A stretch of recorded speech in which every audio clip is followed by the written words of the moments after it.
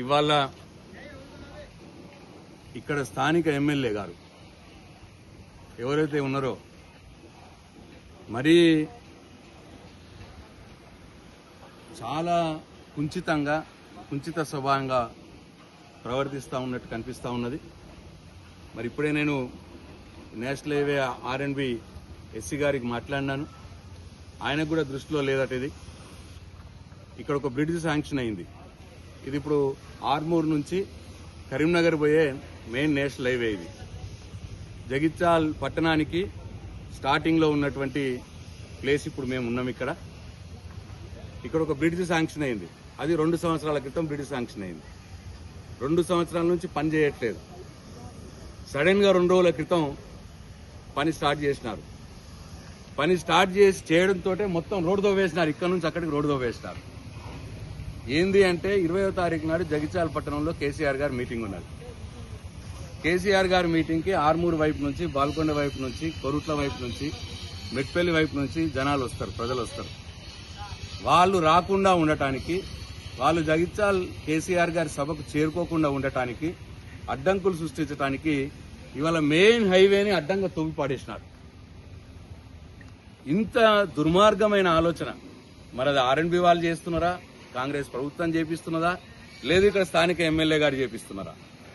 ఎవరు చేపించినా సరే ఒకటి కేసీఆర్ గారి సభకు ప్రజలు రాకుండా చేయడం అనేది ఒక దుర్మార్గమైన చర్య. ఇంతకంటే ఎక్కువైందంటే కేసీఆర్ గారి సభకి జనాలు రాకుండా ఉండటానికి కోసం చివరికి వాళ్ళు ఎంత నీచంగా దిగజారినారంటే జగిత్యాల పట్టణంలోని ప్రజలు కూడా ఈ రోడ్డు మీద పోకుండా చేసినారు. ఇప్పుడు జగిత్యాల ప్రజలు రోజువారీ కార్యక్రమాలకి పట్టణంలోకి పోకుండా కూడా ఇవాళ చేసినారు. మా సభ 20వ తారీఖు నాడు అయిపోతుంది. తర్వాత ఏంది పరిస్థితి? తర్వాత ప్రజలు ఎటు పోవాలి, ఎట్ల నుంచి పోవాలి అంటే మొత్తం జగిత్యాల నియోజక ప్రజల్ని కూడా ఇబ్బంది పెట్టడానికి సిద్ధపడ్డాడు ఈయన ఎమ్మెల్యే గారు. కేసీఆర్ గారి మీటింగ్ ఫెయిల్ చేయడానికి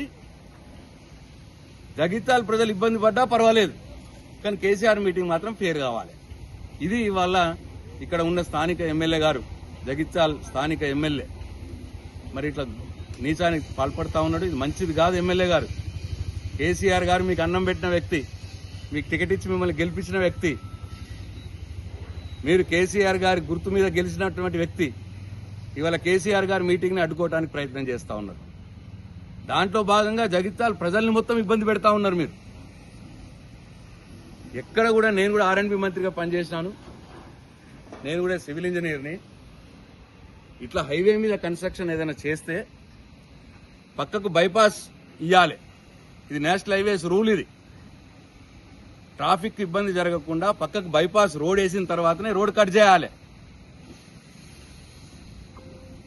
కానీ పక్కకు బైపాస్ ఇవ్వలేదు, లేదు సగం రోడ్ కట్ చేసి సగం రోడ్ నన్ను ఉంచాలి.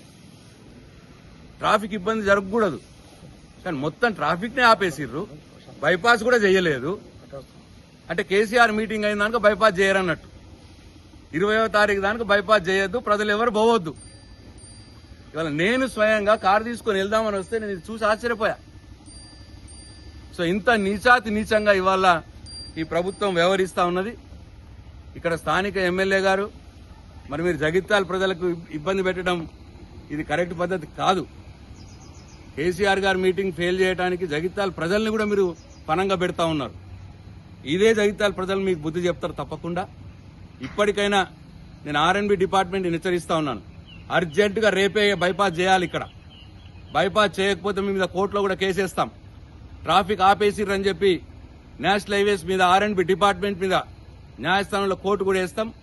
ప్రజలకు కూడా నేను ఈ జగిత్యాల పట్టణ ప్రజలకు కూడా మనం వేస్తా ఉన్నా, ఆలోచించండి. ఎంత దుర్మార్గంగా వీళ్ళు పనిచేస్తా ఉన్నారో, ఎంత నీచంగా వీళ్ళు ఆలోచిస్తున్నారో ఆలోచించాలని చెప్పి జగిత్యాల ప్రజలకు కూడా మనం చేస్తా ఉన్నాం. జై తెలంగాణ, జై కేసీఆర్. జై తెలంగాణ.